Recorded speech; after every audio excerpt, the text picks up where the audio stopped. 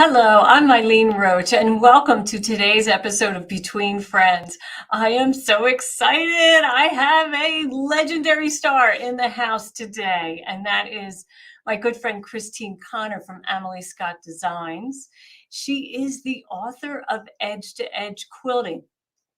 Today it's kind of a generic term, right? Kind of like Kleenex or FedEx, where we think, oh, if you send something overnight, you just say, well, we're going to FedEx it. And everybody seems to understand that.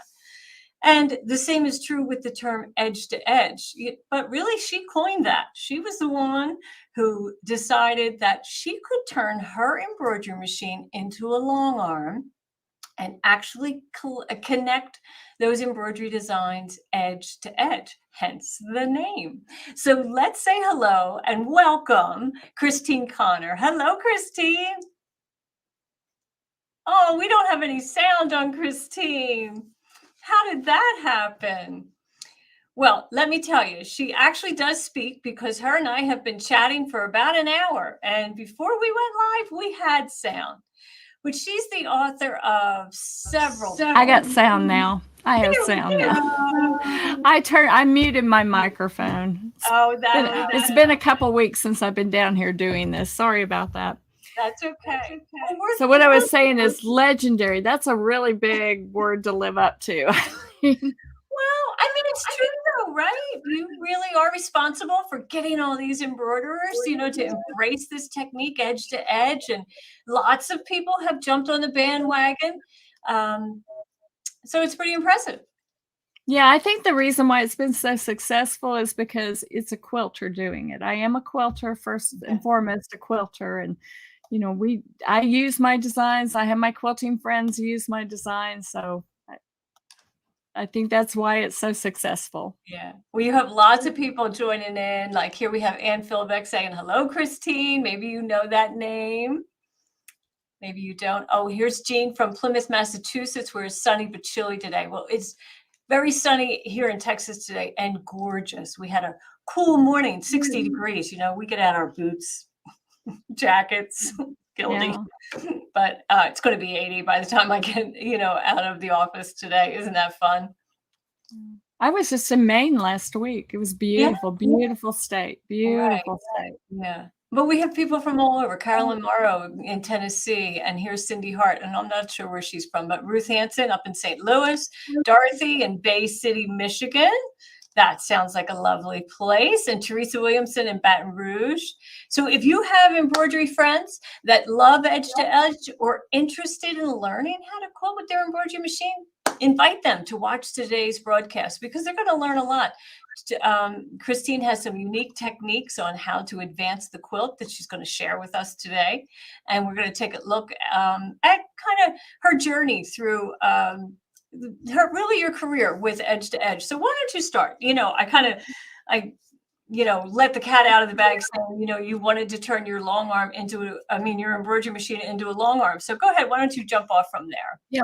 Well, my mother used to sew with an embroidery machine back when they had the cards and the little tiny designs. So I'd always wanted an embroidery machine since she was doing that.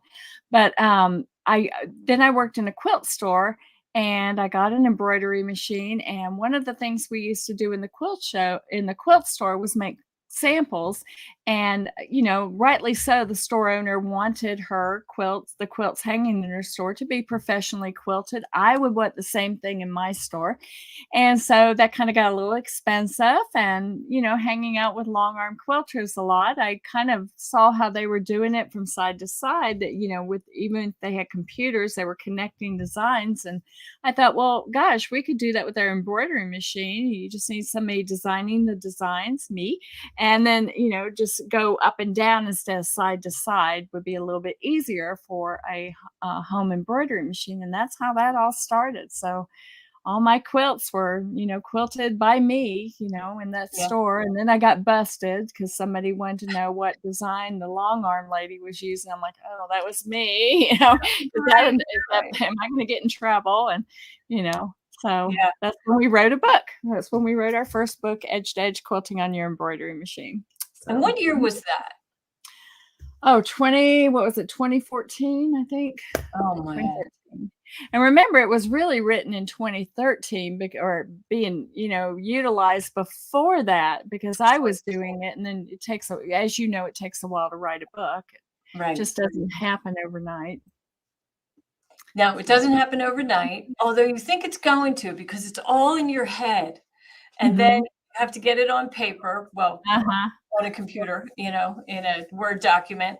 And then you have to illustrate it, whether that's with drawn illustrations or step outs or just beautiful photography.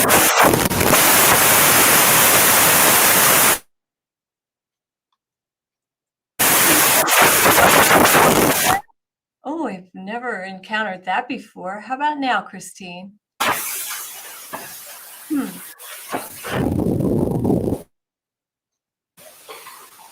Okay. Well, it sounds like we're having a little bit of trouble with the sound from Christine. So she's got her other half. Chris is a technical wizard, so I'm sure he's going to work on that.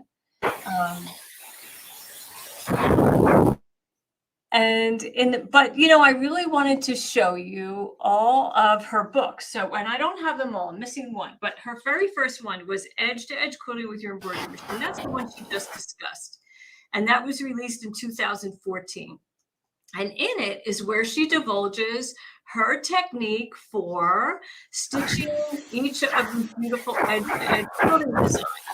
And you'll notice she always has an A file and a B file. They're just a little different so that it just gives it a little bit more interest to the quilt. So it doesn't look like the same exact embroidery design, repeated and repeated. It gives really clear instructions on how to measure the quilt, how to determine how many repeats you're going to need, and so forth. And look, 2014, poor Christine, she was not aware yet of Monster Hoop, but this will change in later editions of her book or newer books, because this was an way to quilt with a standard embroidery hoop. But her and I had the opportunity to meet, and I gave her a Monster Hoop after seeing this publication, and then she was all in on Monster Hoop. As you can see, it's been updated, and here we have the Monster Hoop in play. So for those of you who love Monster Hoop will know that so does she. Now, she has a second book in here, which is Build a Quilt, and that's in between. I don't have that one, but I do have her custom quilting with an embroidery machine, because people ask about quilting with specific blocks and borders, and so then she came up with custom quilting. Let's see if I can just get our friends, maybe Christine and Mark, if you leave the broadcast and then come back, let's try that, okay? So we'll be here waiting for you. We got lots in store. I can go ahead and maybe show the new product, and then when Christine comes back. Yeah, so we have an exciting new product that doesn't have anything to do with quilting, but oh my goodness, if you're here, you're an embroiderer. So I know that you probably use stabilizer, rolls and rolls of stabilizer. And if you're like me, you would roll it out on your hoop mat and take a rotary cutter and slice through the stabilizer and your mat. No good, right? You can't use a rotary cutter on this mat. You need to use a regular rotary cutting mat. But I have a pretty way to store our stabilizer. So let's go ahead and take a look at that first. Stable Cut Dispenser, a tidy way to control your most used stabilizer rolls. This decorative storage container is large enough to fit a 3 by 12 inch roll of exquisite or other brand of stabilizer. Just feed the end of the stabilizer into the opening and then insert the inner box into the outer box. Next, pull a length of stabilizer and slide the cutter for a clean cut.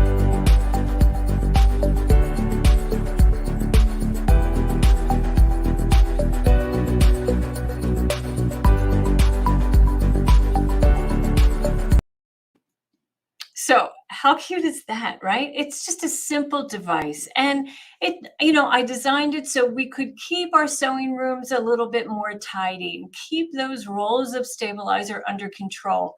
And also I like the ease and the efficiency of being able to just cut in the box, and I don't have to clear a space on my rotary cutting mat, because maybe yours looks like mine, doesn't really have a space, has piles of fabric, maybe some quilt blocks, maybe some other pieces of fabrics. Lately I've been making some garments, so I have garment pieces, pattern pieces.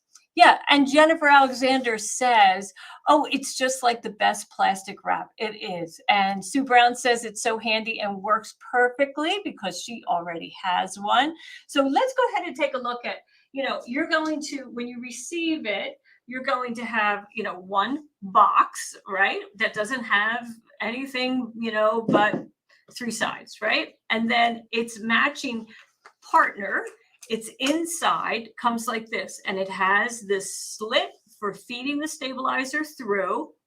And it also has a line of text here that says, place the cutter here. Your cutter will be inside the box. And these are sold in packs of 2. So you'll have 2 cutters, 1 in each side of the box. You just peel off that protective paper.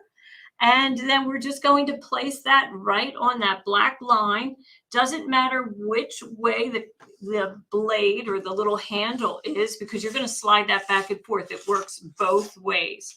And then we just, feed our stabilizer roll, put it into the box, feed the end into the opening, drop that in place.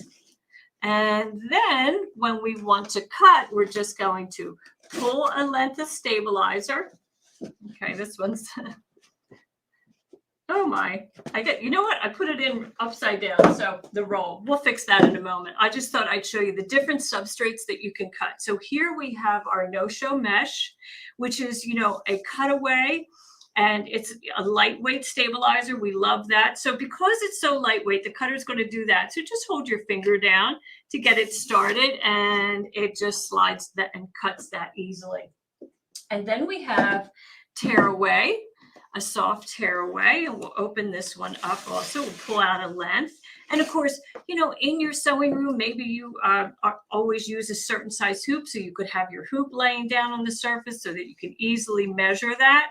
And again, you're just going to hold that blade and get it started and then slide. Oh, and then this is the demo one. So my blade fell right off. That's because, these are a lot of what I show here are prototypes. Now here's water soluble stabilizer.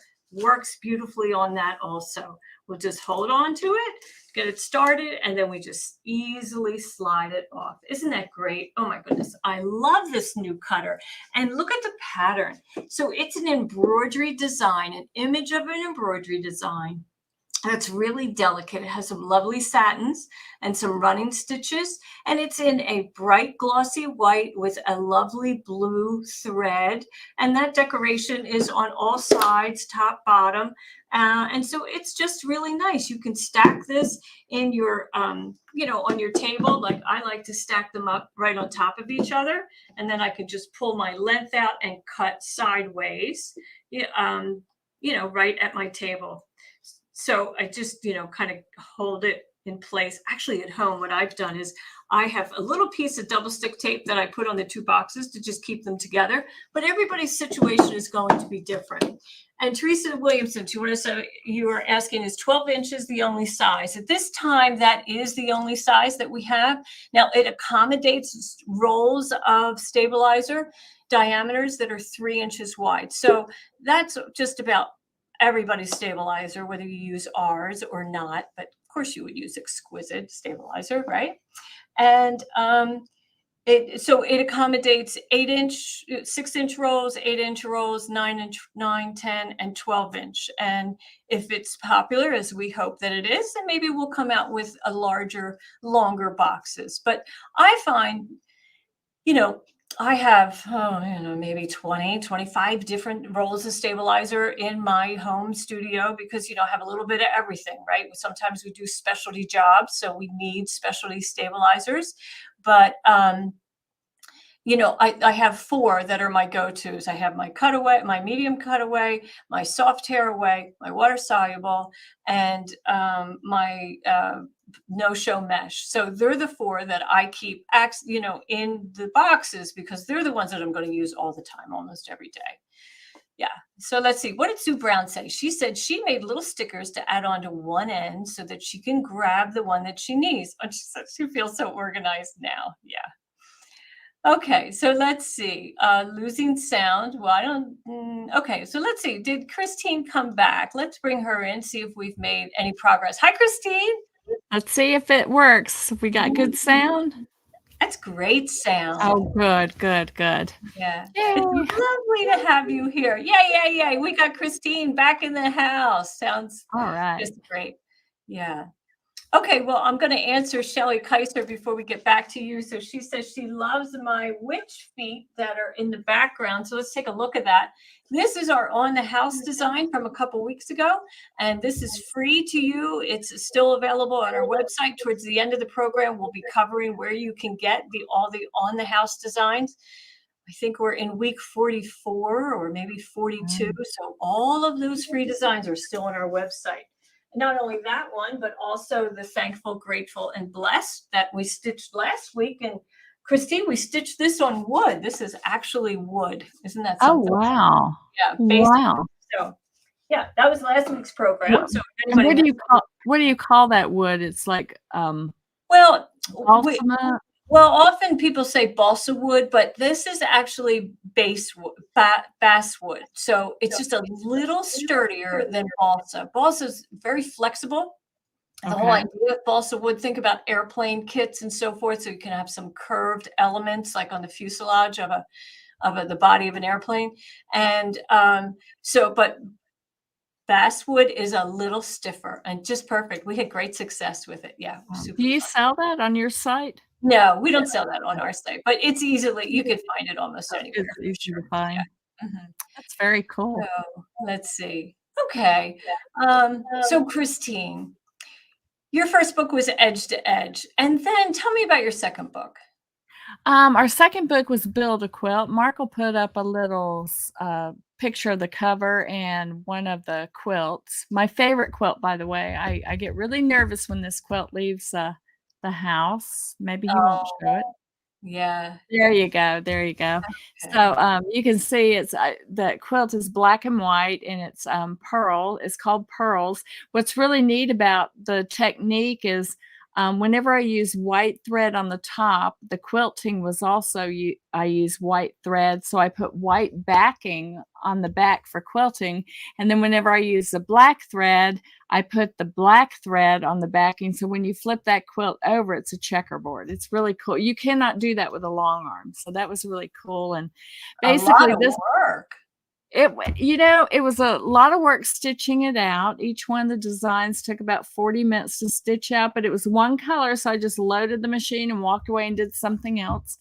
And then when I assembled it, it really went fast because I have a very quick, in this book, I explain, I have a very quick technique for putting it all together using like a 1-inch strip of fabric where you kind of join 2 blocks at a time. Okay. And but yeah, and so there's all kinds of projects in this book. There's pillows, there's a couple of quilts, there's an umbrella quilt, there's a butterfly quilt, there's of course that one. I made tote bags out of the blocks. It's a very flexible, very fun book. And actually that's what's on my table right now. I'm thinking about Build a Quilt too. Oh. And I've got some great ideas for that. I hope they come out, out of my head right on the. Sometimes I have all these great ideas and then it doesn't work out, but I'm hoping what I've got in my head will translate well to the embroidery. Yeah. Oh my goodness. It goes quick. And then that's about the third book came out because we started getting all kinds of people were, customers were asking us for, quilting with borders. And in quilting, if you're going to have one design, in the block and another design in the borders, that's really not edge to edge quilting anymore. That's custom quilting. So I thought, okay, well, let's come out with a custom quilting book. So we have like I think, what is there, 35 designs, 35 embroidery designs in here, borders and block designs. And we have projects, of course, that you can utilize, but we're always hoping that you'll use the designs on other quilts too. So this was just a great book, to get people into more of the custom quilting where you put a design in a specific place. But even after we put that book out, we were still wanting people were asking us if they could do edge to edge in the center and then borders, like the quilt behind me. It's edge to edge in the center, and then there's a blue border that runs around the book. And that's where Pro comes into play, our brand new Pro book. We were a little bit nervous at first putting out a book that utilizes software to resize, but your embroidery tool shed is so easy.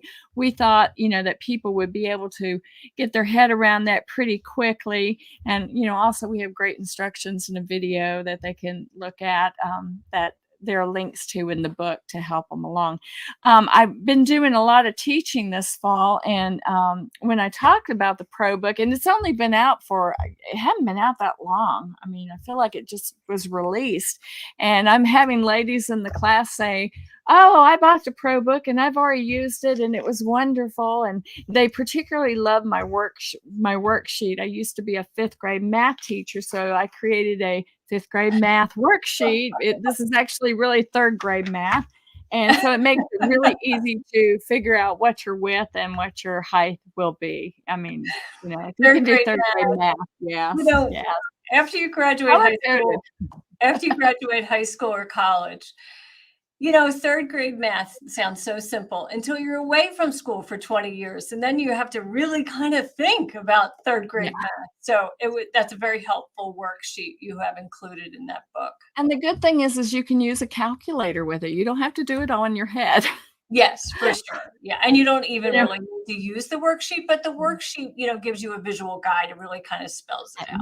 Yes. Color coded too. But I do want everyone to know I went through college. I took college algebra and we were not allowed to use a calculator. Think about that. Well, my hat is off to you for sure. That was an accomplishment. That was probably true for you too. You're except I didn't take algebra in college. So okay. I was a little smarter. Good for you. I think they wanted to kick me out of the math department. They didn't really. So I have a funny. Yeah, Mary Larson says that she loves that blue and white quilt that's behind you. She thinks that's probably her favorite. But your black and white that you showed earlier. So Carla says that she loves that. Think of it in red and white or blue and white and so forth. Yeah, absolutely. If she's made it in red and white or blue and white, I would love a picture to see that, because I always thought that would be really beautiful in red and white too. Yes, I think so also. Yeah, I'm becoming a little bit more intrigued or attracted to 2-color quilts. It's a fun concept to explore. I've always been one that likes a lot of different colors, but the 2-color is pretty cool. So, in this book, in your Pro book, you did something that you never did before. And that is, the formats of the embroidery design. So should we talk about that? Yeah, let's talk about that. So in the Pro book, we only give you the C2S file format. The C2S file format, if I understand it correctly, is click to sew. And it is a native format for all of Dime software. The reason why we gave you just the C2S file format is because we want you to take the design into the software and resize it. And then from there, you can save it to your machine format. But I do want to tell you why I did that. When you take a machine formatted software, that would be like your VP3, your PES, your EXP, your JEF, those file formats. When you take that type of file format into software, it is like a foreign language to the software program. It has to actually interpret that foreign language. But when you take the C2S file format, which is native to the software, that's the language it speaks. It understands that language and it doesn't need a translator. So that means that all my settings are going to be maintained, and the design is going to stitch out in the way I had intended it to stitch out. So that is why we did that. The other thing that's really, really cool about that is you can take now a 3-inch design and you can make it a 9-inch design, or if you want your edge to edge design to be a little bit bigger to fill your hoop. And ladies and gentlemen, please don't fill your hoop all the way with the design, because then it's hard to connect. You want to have a little bit of wiggle room up and down and left to right. But you can make those designs really big, and because you're using the native format, it's going to maintain, all my settings. Yes, and so Christine, viewers may not know that the software that you're referring to is actually Dime software, and that's the Embroidery Toolshed, which is a free software that anyone can download onto your computer. And when you do that, you will then have the ability to resize designs and print templates of an embroidery design with the crosshair. Absolutely. And it loads here, let's just take a look at my folder. So I'm on my laptop, and here I downloaded all your embroidery files from the book, the Pro book, and now I've opened up the Pro folder, and you can see here are all of the embroidery designs that come in that book, and I love it. Look at the hat and mitten. Oh my goodness, they're so adorable. But the bonus files, I mean, these are like my favorites. So let's take a look at the Holly. Here we have Holly A and Holly B, Holly BR, which I'm thinking stands for border. And then BR, yes. Yeah, and then you have Holly CS, which would be a cornerstone, I imagine. Correct. Okay, so I've already opened up Holly A in my software. Now, when you bring it into the Embroidery Toolshed, which is the free sizing software, you won't see this size or that letter A. I added that in another software program just to illustrate clearly in today's lesson for you. So she also has the B, and the B is the same size, right? Same size. But over on this screen, I have enlarged it, and it was just as simple as dragging and dropping. I mean, not dropping, but dragging those corners. I can shrink it down. I can put it back in the original size, which is 5.28, right? And then it will size it perfectly. Oh, I have the wrong one selected. I'm not doing a very good job here today. 5.28. And now I'm at 9.5, exactly like it came in. But what if I have a giant hoop? I have the 10 by 16. I can go big. Now that's too big. So I know that the height of my hoop is 16 inches. So I'm going to give myself a little wiggle room and make that 15. I have a check mark in the maintain aspect ratio. And I've told it to regenerate the stitches. And that's what it will do. So it's going to keep Christine's intended stitch length, but it's going to delete stitches as I make it smaller, and it's going to add stitches as I make it bigger.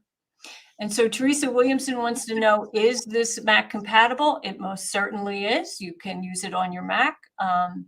And here's someone is giving you some information about it. Software will run on the Mac with we have a Mac translator. So you just have one more step. Once you install that on your Mac, you're good to go. But I just love this, don't you? I mean, Christine, it's so exciting for customers to have that freedom to be able to make it any size they want. Yeah, that's what we were thinking. My quilts are important to me. And I know that when you put all the time and effort into making a quilt, you want your stitching and your quilt to be just as beautiful. Yeah, so I'm going to go ahead and open up a new file because I want to show you something. And I just clicked on my 3D view button, or the realistic view. And if I turn that off, now you can see it's a little harder to see, right? But with it on, and now it looks like thread and you get a clearer view.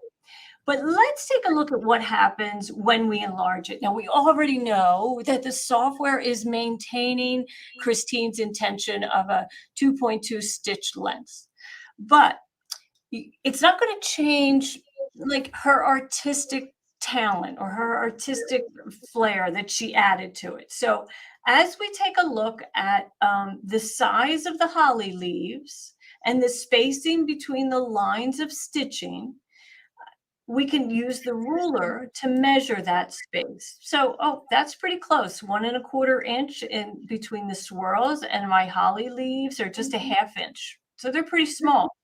Now, when we enlarge it, we're going to have larger open areas in our holly, and we're also going to have larger open areas in between our quilting lines.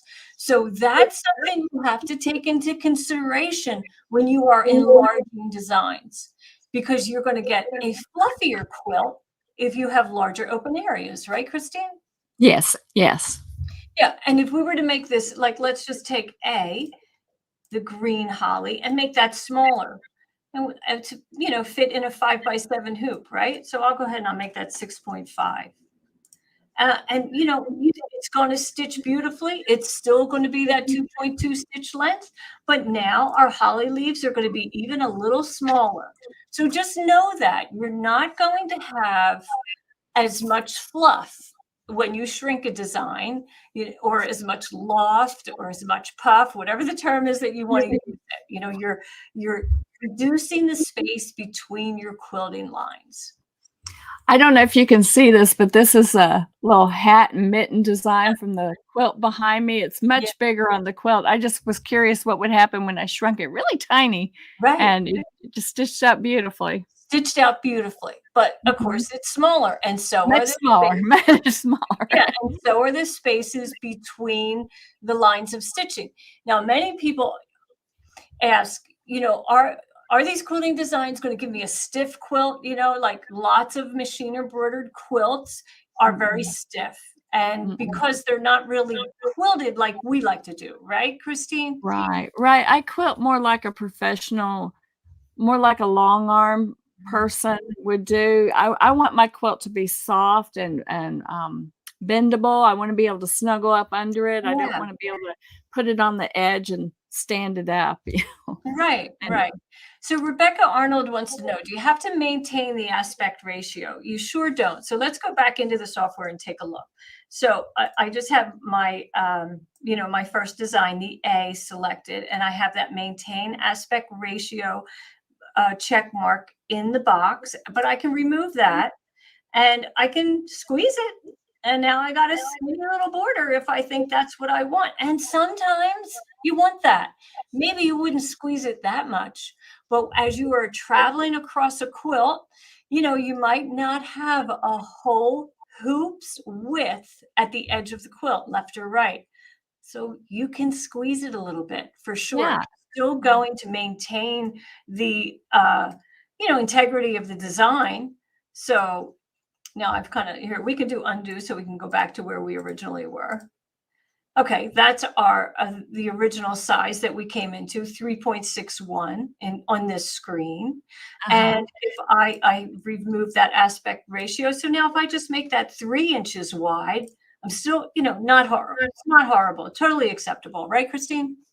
Yeah, and if I may say, one of the things I have discovered through quilting and designing is when you have something very geometrical like a square, when you know, like if you take a square and you just take off the maintain aspect ratio and alter the width, that square is going to become more like a rectangle. So on very geometric designs, you might need to be a little bit careful on that.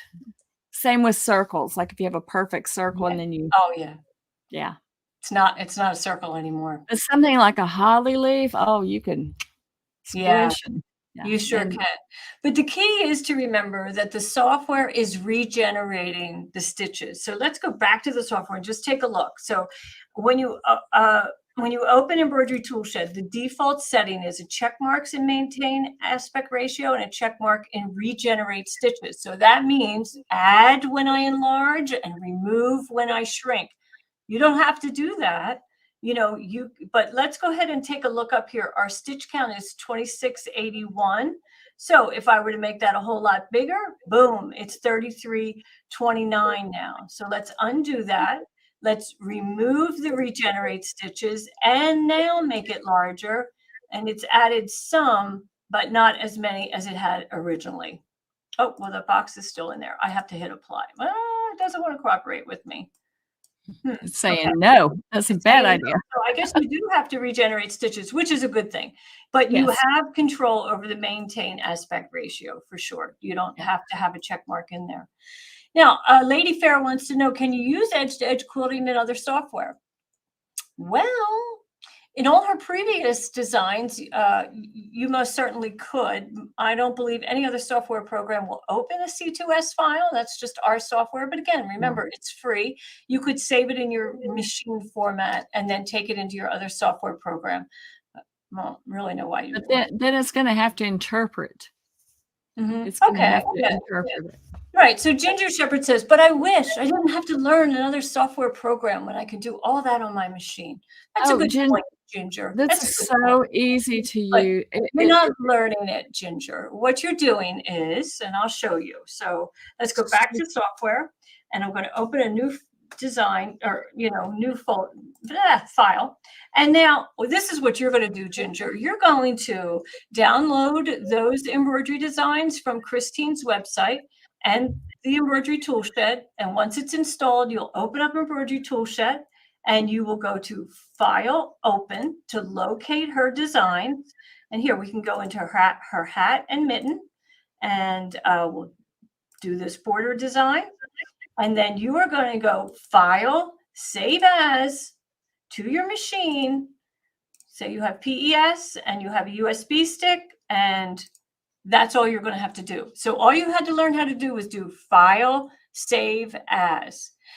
But know that when you take this design, just like any other design you take to your machine, you're not going to have the total freedom to enlarge and to increase the width and the length and maintain the integrity of the design. Oh, your machine will allow you to do it, but your stitches will not be what Christine intended. So that's all. It's easy. It's really easy. It's a really easy to use program, really easy. And we have in the book, we have a link straight to a video where I have my cursor blinking so you can follow along, and I'm going slow when I say over here, my cursor's blinking, and so I just kind of walk you through resizing. And like I said, we've already had lots of people already use it, and we haven't had any customer support on how to use Toolshed. Let's just put it that way. That's nice. Right. And there's videos in Embroidery Toolshed. I mean, you could just hover the mouse over a tool and watch a 30-second video that will tell you how to use that. Oh, I didn't know that. So really, Ginger, let me tell you something. If you're able to stitch an embroidery design on your embroidery machine, you can handle this, because really that's the hardest thing to do, is to figure out how to hoop, how to safely attach that hoop with the fabric intact exactly as you planned, and then get the design to stitch, right? That's harder than file save. Yeah. Okay.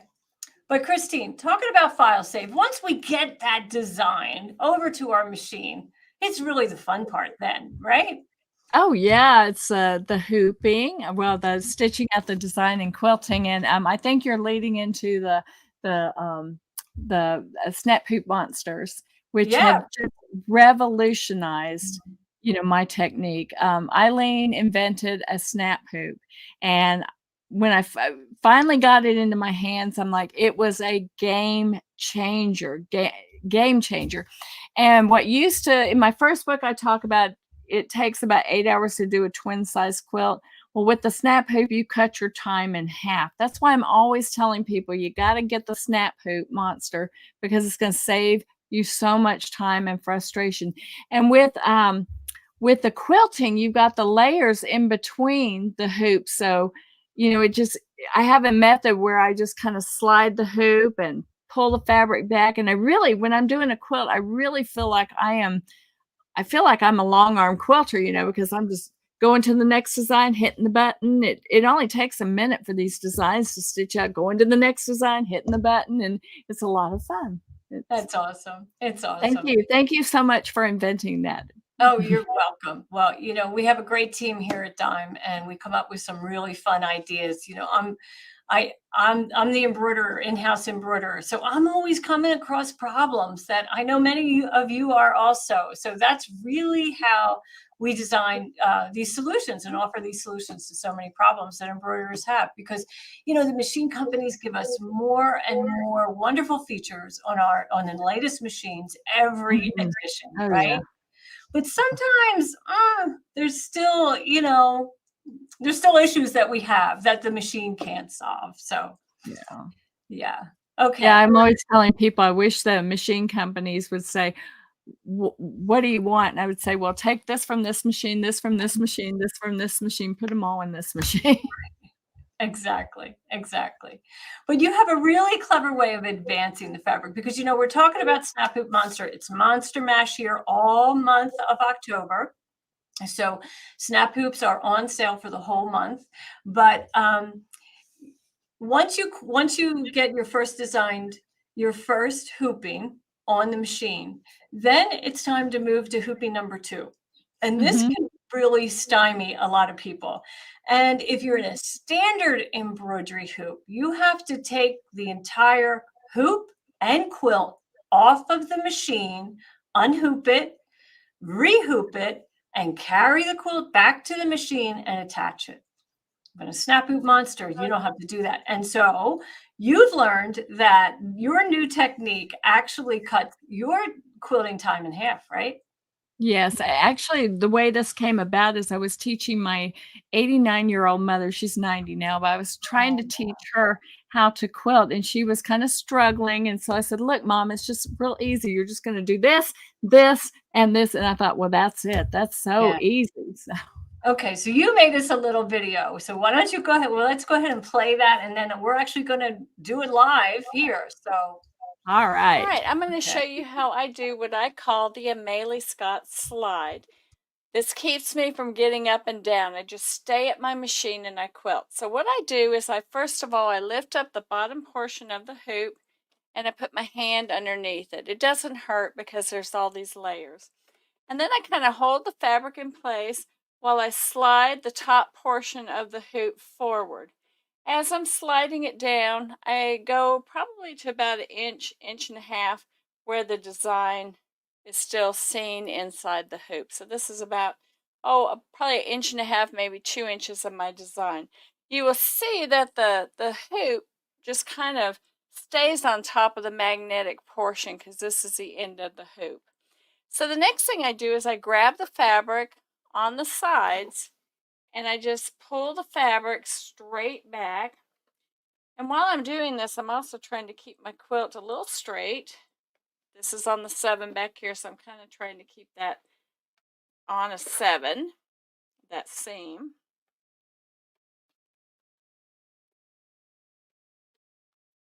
And you can hear it when it clicks into place, because the magnet kind of snaps into place.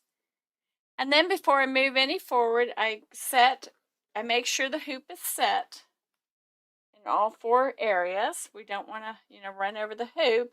And here, what that did was help me eliminate repositioning the fabric so much. I just have a little bit of pulling and tugging, not much. I check a few seams. This one here is on the 1. That one over there is on the 1. So I'm ready to go really right now. So again, the way I say it is you slide the top hoop forward, pull the fabric back, make sure the hoop is set, and you're quilting just like that. I sing the silly rhyme, or I say the silly rhyme, so it sticks inside your mind. The Amelie Scott Snap Hoop Slide. Woo! I love that, Christine. Can you tell I used to teach 5th grade? Oh, it's okay. It's okay. It's so fun. It really is. We're always coming up with ways to remember Yeah. things. So let's see here. Patricia Roberts says she does the slide all the time now. Lisa Garantino, she loves it. Yeah. Awesome. Isn't it awesome? It's just great. Yeah. Okay, so well, Susan Adler asked, she's a 6x10 snap hoop. How long does it take to do a twin size? Well, you can't really answer, it depends on the design and all that. But I would say you're probably going to do 50 hoopings.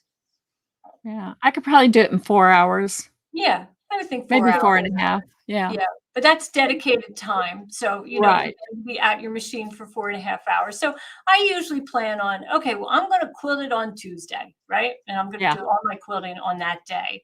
And then the next day is binding. But I really, I've pretty much always managed to get that quilting done in one day. Yeah.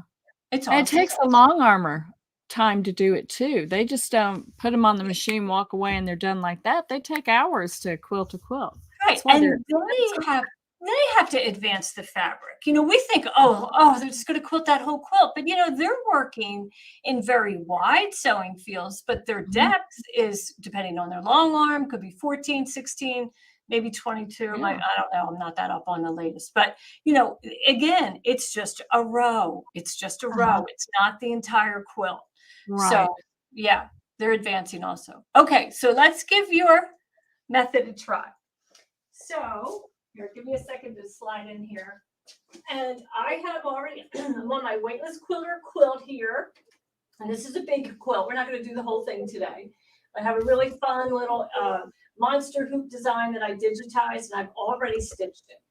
So with Christine's method, I'm going to lift that top frame. Just like she said, I'm going to keep my hand there, and I'm going to pull this down to just about one, keeping about an inch, maybe an inch and a half in place. And then I'm going to grasp the quilt to the right of the frame and over here on the left, and then slide the whole thing just straight back. And like she said, you can feel it connect with the bottom frame. So you know you're there. Now, I know, because, I practiced this a little bit before, that my seam here needs to be just to the right of the 5-inch, not at the 5 mark. And if as long as I have that happening at the top, then I'm in good shape. Now, I often use a template. And so I would have that in place just to kind of double check to make sure everything's going to stitch where I want it. You have lots of bells and whistles on some of these machines. You could use the projector to determine if your design is going to hit a previously stitched design. Like if you have to move to the right or the left, you could scan. Scanning seems to, for me, I don't do a lot of scanning on a quilt because it takes time. So, but once I'm happy with that placement, and like she said, you kind of do a little bit of this little tugging and so forth, which is another fabulous benefit of Snap Hoop Monster. In a standard hoop, you can't make minute adjustments in the hoop. There's no way you'll pop it out. But here, I most certainly can. So we'll just lower that presser foot and we'll let that stitch. And of course, my weightless quilter is holding it up in the back. You can't see that on this angle, but that's what's happening. And we're just going to let that stitch for a little while, and we'll come back and check on it. And right now, I'm going to walk in front of the camera, so forgive me. Okay. So fun. Did I do okay? Yeah, I love your little hoop design. That's cute. Oh, isn't that so cute? Yeah, I had fun digitizing that. That's I have all these mini quilts on the wall that hold my hoops, and they're all quilted with that design. You can't really see it, but that's the design. Yeah, it's very cute. Yeah, super fun. Good job. Good job. Thank you. Thank you. And of course, I can resize that in whatever size I want. Absolutely. Yeah. Of course, we've taught in the past that you can lift the top frame of snap hoop and hang it over the head of the machine. And after the stitches, we'll show that technique too. But I love this efficient way to slide that top frame because it really does save a lot of time, Christine. That was brilliant. It just goes so fast. And, it's nothing like, I think that's where being a teacher comes into play because my mom was struggling with that. And I said, well, why don't we just slide it instead, Yeah. and it Right. worked much better for her. And then I thought, hey, that's really good. Yeah. I And, started doing it that way. kudos to you because, for me, I teach that if you inadvertently put a monster hoop top and bottom together without fabric or stabilizer, they can be difficult to separate. And we slide them apart. We always say just slide them apart. So this makes perfect sense to do it like this. Yeah. Oh, okay. Yeah. And now what is the name of your technique? You call it the what?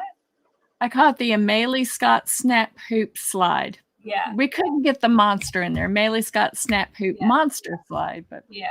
Well, I might just want to call it the Monster Mash. There you go, the Monster Mash. Right?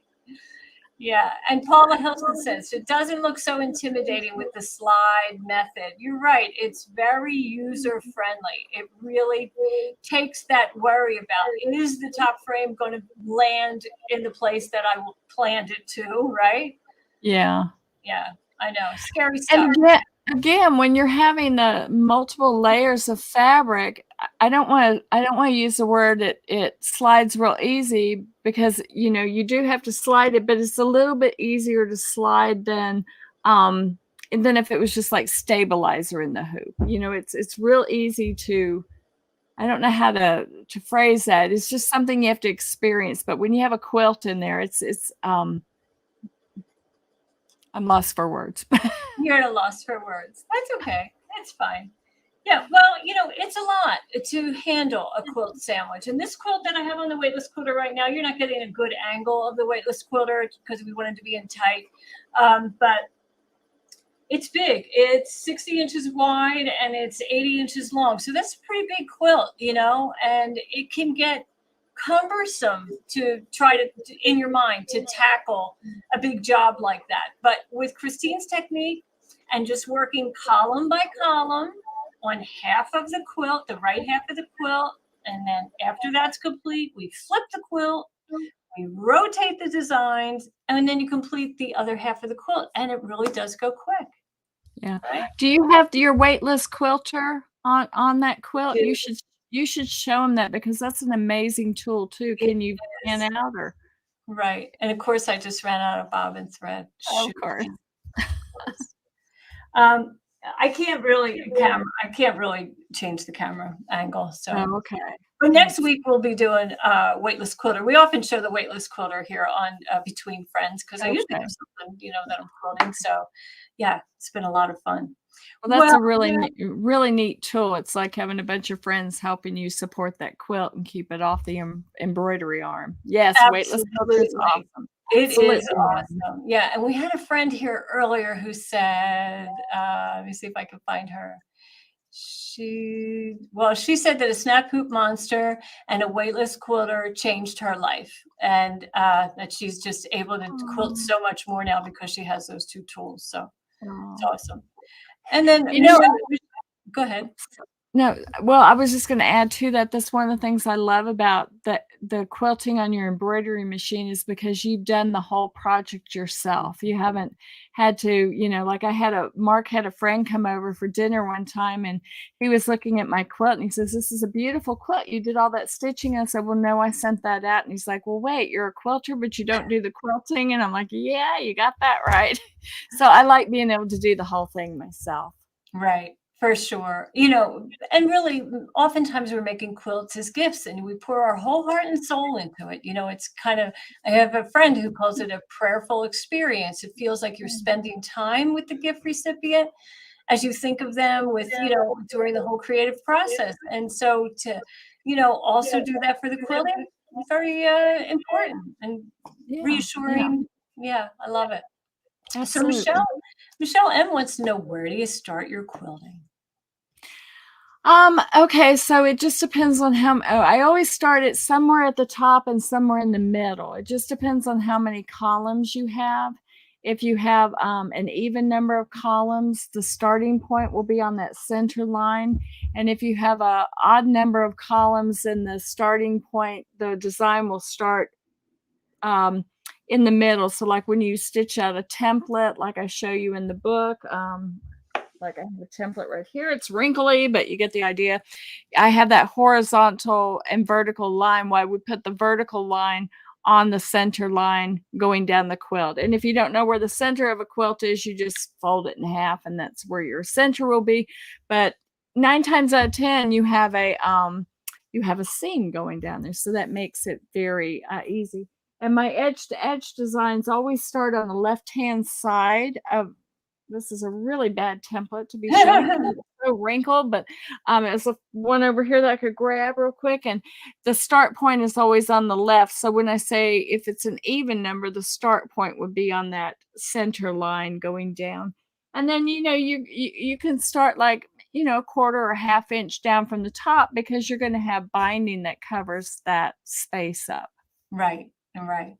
But we often look at this big job, because it is a big job, as a complicated job. And really, the complication is kind of in deciding what design you're going to use to quilt it, finding out the size of that design, and then just doing the little bit of math with Christine's worksheet on how many repeats that's going to be. And then you're just taking them off. That's all, right? You do row 1, row 2, row 3, flip the quilt, row 4, 5, 6, you're done. Can I mention that we also have a design index that you can print off from our website that has all the designs that we have? It's like a little catalog. You can just print it off, and it's also it's free. It's cross-reference. So like if you're looking for a holiday design, or maybe you're looking for something with flowers and leaves, you can go to the cross index and see all the designs. And, we keep it updated. So it's always out there. It's sometimes nicer just to have like a little catalog to peruse all the designs, because we're going to be coming out with expansion packs 17 soon. So that's 16 packs that are out now. And then there's a jumbo 1, 2, and 3. And then there's a Pro Pack 1. We do have Pro Pack 1. Wow. So why don't you explain, like, what is the term expansion pack for those who aren't familiar with your designs? What does that mean? Okay, expansion pack comes from our son is a big video gamer. So it comes from basically the video gaming community. When you buy like when you buy a deck of cards or something and you want to expand the game and have more characters and more adventures, you would buy just expansion packs. So with embroidery, though, what it means is we gave you, like with the Edge to Edge book, we gave you 10 designs in the first book, and then we wanted to keep giving you more designs, but we didn't want to have to publish the book for every new 10 designs, and we most certainly didn't want you to have to buy the book for 10 more designs. So we had the book. It explains everything, and the expansion packs are just additional designs that you can use. But yeah, it comes from video gaming. Kids are really big into games, and we play with them. So Teresa Williamson says, what's the best book of yours for beginners to edge quilting? Oh, definitely the Edge to Edge Quilting on Your Embroidery Machine. That's your book. And get the second edition, because it tells you all about the snap hoop monsters. Great. Okay. And then Debbie Wells wants to know, can you do this on a 10 needle? It just depends on how much space you have behind the 10 needle. Because if you don't have enough space to fluff up a quilt behind it, probably not. Yeah. But Debbie, actually next week you should tune in, because we're going to be working on multi-needle and the single needle tubular machine, which is the Persona and Alliance. Actually, it's the same as a multi-needle for what we're going to be talking about, and for your question also. So tune in next week and you can see that live in action. Okay. So yeah, super. It's just always so great to work with you. So what is next? You talk about maybe another book on the horizon. What else is next? Yeah, well, we just released. Can I show my new pillows that we just released? So these have just come out. Now, my samples are already out at a trunk show. Uh-huh. But it's a snow. They're called snow sweethearts. So this is a snowman, Oh. and that isn't. This is embroidery in this is not material. This is embroidery Oh. all on the borders, and there's a snowflake embroidery design right here, and of course the snowman, and then there's his sweetheart, which is a girl, and I don't have her in a pillow form, Uh-huh. but this Oh, is that's great. this is the first edition. The final edition, she's got eyelashes because she just didn't look girly enough for me. So this was my Yeah. first attempt. And like I said, the other ones are already out at trunk shows. And then Right. there's this one that I need to bind. And then that's the third one in the set. So it's Oh. and all of them have a hidden zipper back. And please do not ever be afraid to do a zipper because I have really easy instructions for how Oh, to do great. that. Yeah. And then, Teresa Williamson says, cute as a bug's ear. oh, thank you. That's really And then sweet. we just got back from Maine, so this one's out now too. This was done exclusively for our Maine retreat, but now it's available to the public. And it says, "When life gives you lemons, eat lobster." And then I realized that about half the people don't like lobster. What is wrong with people? And Yeah. and so we made "When life gives you lemons, make lemonade." And by the way, I had 5 delicious lobsters. They were wonderful. Oh, that's great. Yeah, Maine is the place for that for sure. Beautiful part of our country. Yes. Yeah. Well, it was so So- fun having you here. It really was, Christine. Oh, yeah, it was fun to be here. It's always good seeing you, Eileen. Yeah. And so hopefully you'll come back maybe in the spring, right? We'll plan on that. Absolutely. Anytime. Okay, sounds good. Well, thanks for joining, Christine. I really appreciate it. So, we want you to take advantage of that new product, the Stable Cut Dispenser. For those of you who haven't already seen it, you can rewatch the program, but it's a really attractive storage container that has a cutter right on the outside of the box, just kind of like your plastic wrap for sure, but now it's decorative and efficient in your sewing room. And it holds 12-inch rolls with a 3-inch diameter or smaller. So, but I know many of you are here waiting to see the On the House design because, that On the House program is something we started in January, and it's a free design that we post every Thursday on dzgns.com for you to download. And in fact, the entire year's worth of free designs are still there, so you could still take advantage of them. And the last Thursday of the month, I create a project with one of those designs, and you can make that project. You can even follow along on a sew along with my good friend Sue Brown over at OML Embroidery. She does that on the Saturday following the last Thursday of the month. So all of that will happen next week. But we do have a new design for this week. So I thought I would first share with you 2 projects that we found out there that some of our viewers had done, and I neglected to put her name. I had a little PowerPoint snafu early, right before we went live, so I don't have her name, and I apologize. I'll show this again next week with her name intact. And then, but this I do know is Reen Wilcoxon. She stitched this. This was last week's design that we stitched here on Facebook Live. We did it on basswood, and she did it on a beautiful linen towel. That is lovely, Reen. Very, very nice. So let's see what some of the other designs have been in this past year.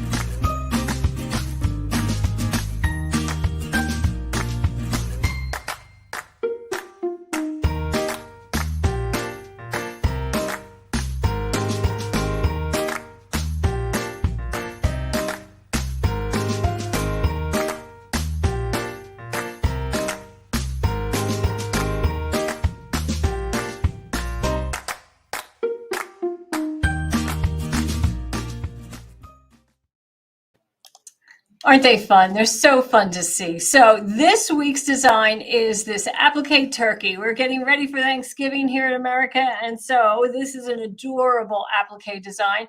It has 1, 2, 3, 4 layers of applique. Of course, everything is cut just perfectly, and it features those lovely fall color threads, all exquisite threads. So we hope that you'll use that to maybe adorn your Thanksgiving table accessories, whether it's a napkin or a table runner, but super cute. Isn't it? Of course, it would look great on kitchen towels too, or maybe guest room towels. So Ann Philbeck, I wanted to tell you, you have a pass. You get those, post your projects this week on social media, Facebook, Instagram, Pinterest, and tag it with Dime Sew Along or On the House, hashtag Dime Sew Along, hashtag On the House, and we'll find it next week and share it with everyone here. And for my friend who I showed earlier, who did the beautiful, witch boots, and I didn't have her name, I apologize, but we'll show it next week for sure. So let's see. Mary Larson, she says she wants hoops for her Continental M17. They're coming. Not yet, but they're coming. I can't tell you when. It'll be months, but they're in the works for sure. So those of you who've joined us live today, thank you so much. If you're watching the rebroadcast, we appreciate your time. And if you know somebody who loves Christine Connor, loves edge-to-edge quilting, wants to know more about it, please have them watch this broadcast, share this link, and they can learn all about edge-to-edge quilting. Thank you for joining me today.